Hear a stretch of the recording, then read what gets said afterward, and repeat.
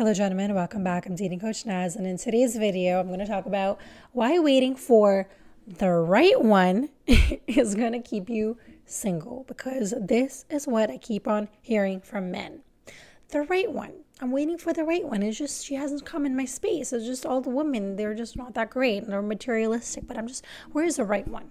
Okay, so let's talk about this for a sec. So the first reason is waiting keeps you passive and disconnected from your power. What I've noticed with men is that they usually are very, very busy with work and with, achieving success and their family or whatever it is, but it has a lot to do with their work. And there's nothing wrong with that, but what happens then is that men focus on work heavily from 30 to 40. Most of the time, they're really in their business, they're making money. Maybe they've had one or two relationships that didn't really work out, or they were a bit toxic, or they got married and they had one kid, and now they're 40 and they are struggling because they want to be in a relationship, but they're really busy with their work and they don't know what to do about it. And so their solution is to wait for the right one. But the reason why this doesn't work is because in order to attract the right one, you have to be the right man. And in order to become the right man, you need to first ask yourself if the following things I'm going to put on this board align with where you are right now in life. I've ordered new markers from Amazon, so don't you worry. So all you got to remember is heart V.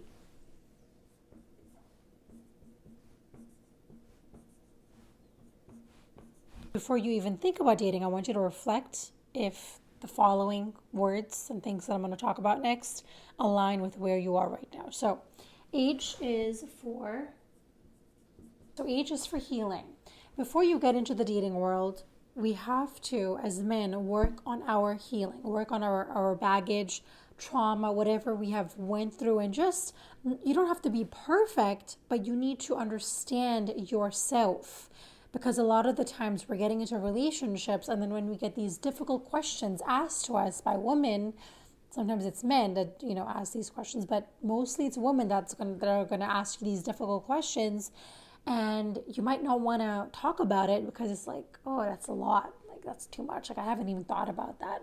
So before you want to spend the rest of your life with a woman, first figure out who the F you are. Okay, that is why healing is so important. And it's not just about healing because we talk about it all the time, like, oh, heal your wounds. Like, it's nothing to do with that. But it is about the fact that if you don't heal your wounds, what you're going to do is you're going to attract wound mates, meaning you have a wound. So you're going to attract a woman. She's going to be very attracted to you. There's going to be a lot of fireworks and chemistry because she also has the same wound just like yourself. So it's going to feel like she's your soulmate, which she is, because she's meant to actually mirror your wounds so that you both heal together. And healing also has to do with emotional growth. So making sure that you're able to communicate and you don't avoid topics when they come up, because a lot of the times when I work with men, they don't like to talk about certain subjects because it's a bit too much. Healing is also part of emotional growth. So when you're able to have these difficult conversations when you're dating somebody or when you're in a relationship, that is a big telltale sign that you're ready for a relationship. But a lot of the times I see that men or they have a hard time to express how they feel, or they feel that if I express myself, then I'm not manly enough. That means that I'm a bit feminine. But that is the complete opposite. That is your old programming that is trying to keep you stuck in the old patterns of what your mommy and daddy and society has told you to do, okay? But that is not the truth. You as a man can still be masculine, you can still be alpha, all of those great things, but you can still have the ability to express how you feel, especially when you feel like something is off, something is annoying you, something is triggering you. You have to share that with the woman that you're with, or the woman is going to feel very unsafe in your presence in that relationship. And eventually it's going to lead to both of you guys being disconnected. And also healing has to do with self-care. So do you actually look after yourself when you feel burnt out? Do you actually, recognize that and do something about it? Or do you continue just pushing through and ignoring signs and just drinking and smoking weed or whatever? And again, that's a phase. We all have been through it, and I definitely have. So that's okay. But just make sure that before you get into a relationship, before you start dating, you're able to actually look after yourself. Your only responsibility as soon as you are born onto this planet is to look after your darn self. On to the next, my favorite. Emotional intelligence encompasses so many different things. For me, one of my main things that I talk to men with is forgiveness.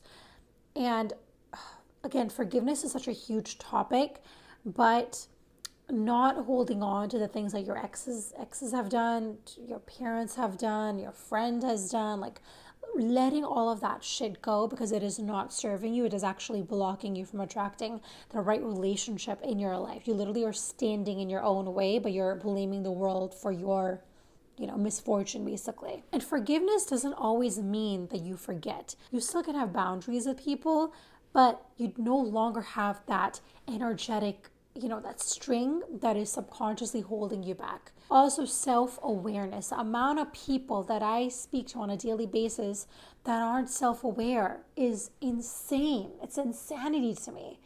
And I get it because that was me at one point.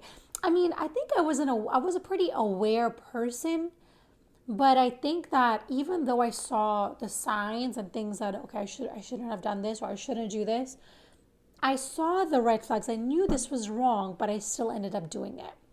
But as I mentioned, the older you get, the more self-aware that you become because you learn from your lessons. But I just want us to really work on self-awareness and literally, think of yourself as watching you in a movie screen and looking at yourself like, what are you doing right now with your life? The next one is accountability. So accountability means, are you somebody who's able to be responsible for your decisions, for your emotions, for your mistakes, for your failures? Or are you somebody that tends to blame the world, blame your parents, blame your ex for where you are right now in life? Because if you don't have accountability, what you're going to do is you're literally giving away your power every time that you say, this person is the reason why I'm here. This person is the reason, why I'm stuck here. Every time you do that, you literally are losing out on life. You're literally missing the point of life.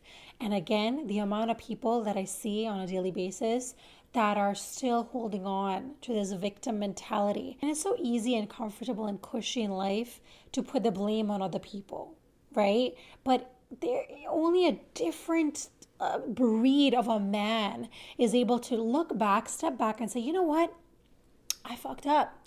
I shouldn't have done this. I shouldn't have done this. I should have done this a bit better. I wish I worked on my communication style when I was in that relationship. Only somebody who is really self-aware can do this. And that is why, again, self-awareness is really key before you get into a relationship. Because when you get in a relationship, what people forget is that you and your woman, you both are going to have lots and lots of difficult conversations. Life is hard, all right? It's beautiful. It's easy at times. It's fun at times. It's a roller coaster.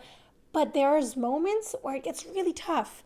And you need to be able to have these conversations where you're able to own up to your mistakes in the relationship and what you could have done better. And also, if you're unable to hold yourself accountable, what you do then is you remain stuck, is you repeat the same patterns over and over again because you're not taking ownership of your actions and your behaviors and your patterns. Because in life, every single thing is a reflection of yourself. And again, that is a very difficult pill for most of us to swallow because then we're like, but why did I lose this job? But why did this happen? Why did that happen? Because sometimes things are just not meant to happen, right? Or there is something within you that energetically needed to release that from your life because it wasn't serving you. Or maybe you were in a relationship with a woman that constantly felt neglected. She felt abandoned, and she felt like you dismissed her. And you probably thought, no, she's going to stay. Like, come on, we're in this together for so long. Why is she not going to stay? And you keep on thinking that, you keep on thinking that, you keep on thinking that until one day she's had it enough. She's probably met somebody else or she's just fed up and she moves on, right? So really understanding what could you have done better in that relationship, in that scenario, in your job, whatever the case may be. And the next one is resilience. In life, if you do not have this striving force that pushes you to be a better man, to be a better husband, to be a better father, in those different roles and just in life in general, you are going to be met with a lot of conflict, with a lot of hardships, with a lot of lessons. And if you're somebody who gives up easily, on yourself, on people, on jobs, on careers, which was again something that I did back in the day, and I understand, then you won't be able to lead your pack, your woman, your relationship. You won't be the leader, because in order to be a leader, you need to have that capability, that strength within you, that inner power. Nothing to do with your money, nothing to do with your success. It has all to do with your inner power, because sometimes, you know what, you can have all the money and success in the world, but again, as I mentioned, God, the universe, has a way of testing us, testing our patience, testing our faith. And again, if you're not faith-based, then you might not agree, but everything in life, every lesson is there to test you, which is the hardest part to learn. And so if you're not resilient, you can't be a great leader, because a great leader is going to go through some pushback. He's going to go through some obstacles in his life. He's going to go through some challenges, and he needs that discipline to be able to push through when times get tough. When people say, no, your business sucks. No, this is not going to work out. A woman needs a man who's going to protect his pack, right? If you feel like you're not somebody that pushes through obstacles, or you give up really easily, or you don't have any sort of discipline in your life, then this is your sign right now to work on these things. Because what happens is, a lot of the times we start dating, we get into relationships, and then we struggle because we have not yet faced our truth, which is maybe we're just not ready yet as men to fall in love. And even if you're a 40-year-old man, because I've spoken to a lot of 40-year-old men, it's nothing to do with your age. It's all to do with your emotional age. A lot of men, they get big, or their muscles are big, and they have a lot of money in the bank account, but emotionally they're at like a 10. And it's not to diminish men, but I'm brutally honest with you, men, because I speak to men all the time. There was this man that I spoke to probably it was like a year ago, I think, I remember. And he was about 45, okay? And when I spoke to him, I thought I was speaking to an 18-year-old. And I remember speaking to him, he had no motivation, no drive, no purpose. And I remember he was talking about this date that he went on, and I guess they hooked up. And he got so excited, like a little teenager, like, oh my God, we hooked up. It's like, what? It's like, to me, that's not what makes a man. I'm not a man hater. I love men because I work with them all the time. I see the difference every single day. When I speak to men, again, I'm an empath. I feel energies like nobody's fucking business. And I can see the difference between a man who's going to find their soulmate and a man who's not going to find their soulmate. The next one is trust and faith. If you're a man, firstly, who doesn't believe in yourself and your gifts and how just phenomenal of a spiritual being you are, then it is going to be very difficult for you to believe in something greater than yourself. You won't be able to have a vision because you don't believe that it's going to be possible for you. And even if you do have a vision, that vision is going to take a really long time to come into your reality, or it's just not going to happen for you. And the reason is because you attract things in your life that you believe are going to happen. Your beliefs create your reality, right? And so when you don't believe in yourself, that's the first thing. That's the biggest hiccup. Secondly, when you don't believe in God, in the universe, something that is bigger than yourself. Again, I'm not here to preach you to believe in God or whatever, but you need to ask yourself, sit with yourself for over an hour in the dark. I want you to shut everything down. I want you to close your eyes and breathe and ask yourself, does God exist? Is he here? Is there something bigger than me that exists? Am I part of something? Ask this to yourself when you're meditating. And keep on doing this until you get an answer, because a lot of the times people do meditations. It takes them a while to get used to it. But this is my recommendation. If you really feel like, I don't know if God exists, look at the horrible crap that's happening in the world or whatever your beliefs are, pull yourself out. Take yourself out for 1 hour, quiet yourself down, and then listen to yourself. Well, it's not going to be you, it's going to be God that's going to be talking to you. And when I went through my divorce, I felt so alone. I felt like nobody could understand me, what I was going through. And I've just never felt so alone in my entire life. And I remember I didn't really before my divorce, really, pray to God, or I didn't really have him in properly in my life like I do now. And it's funny because when I was really young, I used to talk to him all the time. And it's funny because my mom never told me to do any of that. She just told me to pray, but I never was told like talk to him or speak to him. It was just something I organically did. And then when I was a teenager, I totally detached from God. And then after my divorce, I came back to him, because the thing is, right, in life, whenever you go through experiences where you're at the rock bottom, where like nothing seems to go right in your life, that is when you're gonna go and find God, right? And so if you haven't been through an experience like the dark night of the soul or something really traumatic, it is going to be harder for you. If you're somebody that is a non-believer, maybe that time is going to come for you, not to scare you, but a lot of the times when you don't believe in God, this is what I believe at least, you're going to get lessons that teach you that he does exist. And sometimes those lessons aren't the best lessons on the planet. But anyways, that is just what I believe. You don't have to agree with that, and that's totally fine. And when you also have trust and faith in the universe and yourself, that is going to lead you to finding your purpose. So every human being needs to find what is their purpose, what is their meaning here on the planet Earth, because we all have something that comes to us so easily that we don't have to think about, we just do it. And so you have to find that thing. And also another thing that I heard recently, which I loved, you got to find something that you're willing to work 15, 20, 30 hours for. What is that thing for you? Because honestly, to me, I never found that thing ever. I never enjoyed working. I hated to work. I was always was thinking, when is this day going to end? Like, I just want to go home. I want to have a drink. And literally, that's what I did my entire, when I was till I was 32, I would say. And so now with having my own business, with doing something that feels so meaningful to me, like I'm changing the world, I can literally work for like 20 hours a day, and I still want to keep on going. It's just my body needs to sleep, and I need to look after my body. But if I didn't have to sleep, I would continue, because I'm so excited when I wake up. I'm so passionate about this. So I want you, if you don't have that yet, find that. The next one is vision and purpose, but I feel like I already spoke about that over here. Before you get in a relationship, you have to know where you're heading off to. What are your long-term goals? What is your vision of your life? How do you want to live your life? A lot of the times, we kind of focus in on the problems and, oh my God, this is not working out and that's not working out. But if you really think about it, this is what I learned through reading all these books about, rich people and, abundant people, is that you have to think like them. Because a lot of the times we're thinking like how our parents thought. And then we're wondering, why are we so broke? Why am I not earning money? Yeah, because you're thinking like where you came from.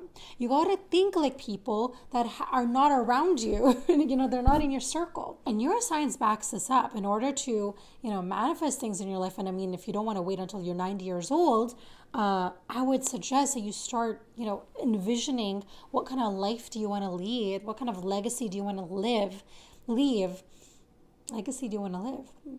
Well, that's it for this video. I hope that you can get a starting point in order to just understand if you are ready to date, to attract the love of your life, okay? Because if you're not working on these things right now, but you feel like, okay, when I'm 42, and then when I really want to be in a relationship, I'm going to find a relationship, but I haven't done any of this inner work yet, I want to let you know that that is just not the way to go, because it's not going to happen. And I don't want to be negative, but this is just what I see every single day. And so I don't like to say things to give you hope, because there is no hope. If you're not in alignment with your soul, then you're going to find it very difficult in order to find your soulmate.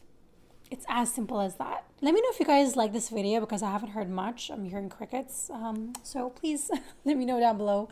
What do you guys think of this video? And also, please don't forget to like, subscribe, share this video with somebody who needs it. And also, if you're ready to level up, then I do offer single sessions. You can check my link down below, and I'll see you guys in my next video.